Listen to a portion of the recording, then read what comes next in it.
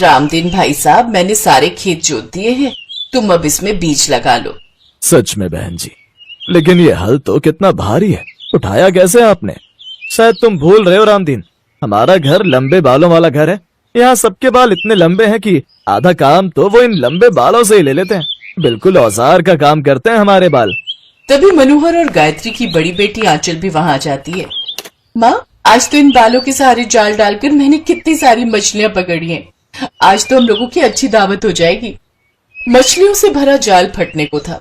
इस बात से ही पता लग रहा था कि जाल कितना भारी था। गायत्री और मनोहर की दो बेटियां आंचल और रश्मि थी और एक बेटा अंकुर था। उनके घर में सबके बाल लंबे ही थे, जो कि उनको विरासत में मिले थे। उनकी कई पीढ़ियों से चले आ रहे लंबे बाल ऐसे ही थे। अंकुर गायत्री और मनोहर का बड़ा बेटा था और अब घर वाले उसके रिश्ते की बात चला रहे थे। जी, हमें तो ऐसी भाभी चाहिए जिसके बाल लंबे, रेशमी और सुंदर हो, क्योंकि जिस तरह हम सबके बाल लंबे और सुंदर है ना, ऐसे ही भाभी के भी हो। ये सुनकर अंकुर परेशान हो जाता है और बाइक की चाबी लेकर अपनी गर्लफ्रेंड शीतल से मिलने मॉल में जाता है। अरे ये क्या शीतल, तुमने स्कार्फ क्यों पहना है? तुम तो जानते हो अंकुर, मेरे बाल झड़कर कितने छोटे से और हल्के से हो गए, इसलिए उन्हीं को छुपाने के लिए मैंने ये बांधा हुआ है। क्या हुआ, तुम किस सोच में पड़ गए? तुम तो जानती ही हो मेरे परिवार में सबके बाल कितने काले, घने और सुंदर हैं, और मेरे परिवार वालों को बहू भी ऐसी ही चाहिए जिसके बाल भी काफी काले, लंबे और सुंदर हों। इसका मतलब तुम मुझसे कभी शादी नहीं करोगे? ऐसी बात नहीं है शीतल, शादी तो मैं तुम्ही से करूंगा, लेकिन इसके लिए हमें कोई उपाय ढूंढना होगा। आइडिया, चलो मेरे साथ। अंकुर उसे अपने साथ एक विग की दुकान में ले जाता है और सुंदर लंबे काले बालों की विग उसके लिए बनवाते हैं, जिसे पहनने के बाद शीतल के बाल भी काफी लंबे और काले हो जाते हैं। अब कुछ ही दिनों में अंकुर शीतल के लंबे बालों वाली फोटो अपने घर में सबको दिखाता है, जिसे देखते ही वो सबको पसंद आ जाती है और कुछ ही दिनों में उन दोनों की शादी हो जाती है। अरे वाह, ये तो बड़ी ही कमाल की बहू मिली है तुम्हें गायत्री। एकदम तुम लोगों की तरह खूबसूरत लंबे काले बाल हैं इसके। अब बस करो काकी, नजर मत लगाओ हम सबके बालों को। अगले दिन शीतल सबके उठने से पहले तैयार हो जाती है। अपनी इस विग को अच्छे से लगा लेना, अगर घर में किसी को भी तुम्हारी सच्चाई पता चल गई तो जानती हो ना क्या होगा। हाँ हाँ, अच्छे से जानती हूँ, इसीलिए मैंने इसे अच्छे से अटैच कर लिया है। ये कहकर आंचल अपनी पहली रसोई की रस्म के लिए चली जाती है। कुछ देर बाद सबको अपनी पहली रसोई परोस देती है, जिसे खाते ही सभी उसकी खूब तारीफ करते हैं। कमाल का खाना बनाती हो तुम बहू। हाँ भाभी। अच्छा भाभी, आप कौन सा शैम्पू लगाती हो जो आपके बाल इतने काले, घने और सुंदर है? ये तो ऐसा लगता है जैसे कि आपने विग पहनी हो। क्या रश्मि, तुम भी ना, सबके बाल अलग अलग होते हैं। अब भाभी के बाल कुदरतन इतने रेशमी तो भला क्या कर सकते हैं, है ना भाभी? हाँ हाँ, वही तो। एक रोज अंजलि अपनी भाभी से, भाभी मेरे बालों में तेल लगा दो ना, इतने बड़े बालों में मुझसे नहीं लगता। माँ भी कीर्तन में गई है, नहीं तो उन्हीं को बोल देती। जी लाइए ननद जी। शीतल उसके बालों में तेल लगाने लगती है तो मन ही मन सोचती है, कितने अच्छे बाल है मेरे ससुराल वालों के, और एक मेरे बाल है। अगर मुझसे वो गलती ना हुई होती तो आज मेरे बाल भी ऐसे ही होते। क्या हुआ भाभी, लाओ आपके बालों में मैं भी तेल लगा दूं। नहीं नहीं, उसकी जरूरत नहीं है, मैं कर लूंगी। फिर शीतल अपने कमरे में चली जाती है, लेकिन कमरे में जाते ही उसके सर पर काफी खुजली हो रही थी, इसलिए वो विग निकाल कर एक तरफ रख देती है और अपने सर पर खुजली करने लगती है। तभी उसकी छोटी ननद की आवाज आती है, शीतल भाभी कहाँ हो आप? ए भगवान, रश्मि आ रही है, मुझे जल्दी से ये विग पहननी होगी। लेकिन वो जल्दी में ठीक से विग सेट नहीं कर पाती, इसलिए पल्ले से अपना सर ढक लेती है। अरे ये क्या भाभी, आपने ये पल्ला क्यों लिया है? वो क्या है ना, बहुओं को ससुराल में ऐसे ही रहना चाहिए। अरे उसकी कोई जरूरत नहीं है, मैं तो बस ये बोलने आई थी कि आप दिन के खाने में पुलाव भी बना लेना। जी ठीक है। ऐसे कुछ दिन बीत जाते हैं। फिर एक रोज आंचल अपनी भाभी से, भाभी रश्मि ने एक बहुत ही सुंदर हेयर स्टाइल सीखा है, आप भी आइए ना, ये आपका हेयर स्टाइल भी बना देगी। ये सुनकर शीतल घबरा जाती है और बहाना बनाती है, अब नहीं नहीं, मुझे माँ जी के लिए चाय बनानी है, मैं बाद में आती हूँ। शीतल चाय का बहाना बनाकर वहां से चली जाती है, लेकिन अब आंचल को उस पर शक होने लगता है, कुछ तो गड़बड़ है। भाभी बार बार अपने बालों को छूने से रोक देती है। अब आंचल को अपनी भाभी पर शक होने लगता है। अब वो छुप छुप कर अपनी भाभी पर नजर रखनी शुरू कर देती है। एक रोज, अगर इस विग को धो दिया तो इसे सूखने में काफी वक्त लगेगा, ऐसा करती हूँ इसे यहीं रख देती हूँ और नहाने चली जाती हूँ। शीतल अपनी विग वहीं रख कर नहाने चली जाती है लेकिन इन सब जल्दी में वो अपने कमरे का दरवाजा बंद करना भूल जाती है। कुछ देर बाद आंचल उसके कमरे में आती है तो उसकी नजर टेबल पर रखे उसके नकली विग के पास जाती है। ये क्या, ये तो नकली बालों जैसा लग रहा है। तभी उसे बाथरूम से शीतल के आने की आवाज आती है और वो जल्दी से अलमारी के पीछे छुप जाती है। शीतल अपने बॉयकट बालों को तौलिए से पोंछते हुए बाहर आती है, फिर नकली विग लगा लेती है। अंजलि उसे ऐसा करते देख लेती है और वो गुस्से में बोलती है, इसका मतलब आपने हमें इतने दिनों से धोखे में रखा? आपके बॉयकट हेयर है, वो भी इतने हल्के। आपने हमसे झूठ बोला कि आपके बाल लंबे हैं। अंजलि की आवाज पूरे घर में गूंज रही थी। ससुराल के सभी लोग वहां आ जाते हैं। क्या हुआ अंजलि, क्यों चिल्ला रही है अपनी भाभी पर? अभी बताती हूँ मां। ये कहकर अंजलि शीतल के सर से नकली विग हटा देती है। अंकुर को छोड़ सारे घर वाले हैरान रह जाते हैं। हे राम, इतना बड़ा धोखा! अब मोहल्ले भर में हमारी भला क्या इज्जत रह जाएगी? लोग तो यही कहेंगे कि लंबे बालों वाले ससुराल में ये परकटी बहू आ गई, वो भी ना के बराबर बालों वाली। अब चुप क्यों हो आप? जवाब दो, ऐसा क्यों किया आपने? हाँ, मैंने झूठ बोला क्योंकि मैं अंकुर से प्यार करती थी और उसे खोना नहीं चाहती थी। पर मेरे बाल शुरू से ऐसे नहीं थे, बल्कि आप लोगों की तरह लंबे घने थे। लेकिन एक गलत प्रोडक्ट के इस्तेमाल की वजह से मेरे बाल ऐसे हो गए। जो भी मुझे ऐसे देखता मेरा मजाक उड़ाता, और मेरे साथ शादी के बाद भी ऐसा ना हो इसलिए मैंने ऐसा किया। ये कहकर शीतल रोने लगती है। बस करो अब तुम सब। शीतल के बाल ऐसे हैं ये बात मैं पहले से ही जानता था, और ये विग का आइडिया भी मेरा ही था। इसमें इस बेचारी की कोई गलती नहीं। अरे आप सबके बाल लंबे हैं इसका मतलब ये तो नहीं कि आपको बहू भी वैसी ही चाहिए। सबकी अपनी पसंद अपनी मर्जी होती है। उन सबको अपनी गलती का एहसास होता है और वो शीतल से माफी मांगते हैं। साथ ही उसे एक अच्छे डॉक्टर के पास लेकर जाते हैं, जहां डॉक्टर की दवाइयों और इलाज से कुछ ही महीनों में उसके बाल भी काफी घने, सुंदर और लंबे हो जाते हैं। और अब सभी लोग उसके बालों की भी खूब तारीफ करते हैं। अब शीतल भी अपने लंबे बालों वाले ससुराल में खुशी खुशी रहती है।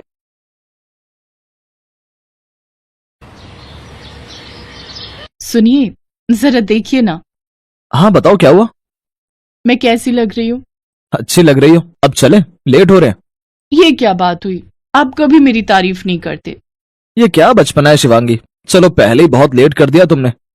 और नहीं, पहले मेरी तारीफ करो वरना मैं यहां से उठने वाली नहीं हूं। ये कहकर शिवांगी मुंह फुलाकर बेड पर बैठ गई। ये देखकर उसके पति आशीष ने उससे पूछा, तो तुम नहीं चलोगी? पहले मेरी तारीफ करो फिर चलूंगी पक्का। उफ, क्या मुसीबत है। अच्छा बाबा ठीक है तो सुनो फिर। तुम बहुत प्यारी लग रही हो। तुम्हारा मेकअप तुम पे बहुत सूट कर रहा है। तुम्हारी चूड़ियां और ये ज्वेलरी ये भी बहुत सुंदर है। तुम सच में बला की खूबसूरत लग रही हो आज। अब खुश? हाँ, बहुत खुश। अब चलिए ना, कितना लेट करेंगे? शिवांगी की इस बात पर आशीष मुस्कुरा दिया और फिर दोनों फंक्शन अटेंड करने के लिए निकल गए। फिर उसी रात फंक्शन से लौटने के बाद, सुनिए। हाँ बोलो। आपने मेरे बालों के बारे में तो कुछ बोला ही नहीं। बताइए ना आज मेरे बाल कैसे लग रहे थे? अरे यार फिर वही सब शुरू कर दिया तुमने। बताइए ना कैसे लगते हैं आपको मेरे बाल? हाँ ठीक ही है। क्या कहा आपने? बस ठीक? अरे जरा ध्यान से देखिए। देखो शिवांगी, तुम्हारे बाल अच्छे हैं लेकिन तुम्हें इस बात पर घमंड नहीं करना चाहिए। घमंड करने लायक हैं मेरे बाल, तो क्यों ना करूं? आप खुद बताओ, आपने देखे हैं किसी के भी इतने अच्छे बाल? हाँ मैंने तो देखे हैं, पर लगता है तुमने नहीं देखे। कभी पड़ोस वाली सरिता भाभी से जाकर मिलना, तब तुम्हें पता चलेगा कि अच्छे बाल किन्हें कहते हैं। चलो अब गुड नाइट, मुझे बहुत नींद आ रही है। ये बोलकर आशीष तो करवट बदलकर सो गया, लेकिन शिवांगी की तो जैसे नींद ही उड़ चुकी थी। उससे बर्दाश्त नहीं हो रहा था कि उसी के मोहल्ले में कोई और भी है जिसके बाल उससे भी ज्यादा लंबे और सुंदर हैं। वो सारी रात इसी जलन में सो नहीं पाई। फिर अगली सुबह जैसे ही शिवांगी नहा कर निकली, तभी घर की डोरबेल बजी। भाभी दूध ले लो। हाँ लाओ भैया। अरे वाह भाभी जी, आपके बाल तो बहुत अच्छे हैं। हाँ वो तो है, मेरे बाल यहाँ सबसे अच्छे हैं। ना ना ना ना भाभी जी, वो सामने वाली सरिता भाभी से नहीं मिली क्या अब तक? घुटने तक आते हैं उनके बाल, और ऐसे घने और चमकीले बाल हैं उनके कि क्या कहें। भाई उनका तो किसी से मुकाबला ही नहीं। पहले आशीष और अब सुबह सुबह दूध वाले ने शिवांगी को गुस्सा दिला दिया था। दरअसल शिवांगी और आशीष की शादी को अभी कुछ ही महीने हुए थे और अभी तक शिवांगी अपने आस पड़ोस से अनजान ही थी। लेकिन अब तो उसे सरिता भाभी से मिलना ही था। शिवांगी ने दिमाग लगाया और एक खाली कटोरी लेकर फौरन सरिता के घर पहुंच गई। और जैसे ही सरिता ने दरवाजा खोला तो उसके बाल देखकर वाकई शिवांगी का मुंह खुला रह गया। जी बताइए। मैं शिवांगी, मैं आपके पड़ोस में। हाँ, मैं समझ गई, आप आशीष भैया की पत्नी है ना? आओ, अंदर आओ ना। नहीं, वो मैं बस ये पूछने आई थी कि थोड़ा दही होगा क्या आपके पास? हाँ हाँ, है ना, बस अभी लाई। जैसे ही सरिता दही लेने के लिए पीछे मुड़ी तो उसके घने और घुटनों तक आते काले लंबे बाल देखकर मानो शिवांगी की सांस ही अटक गई।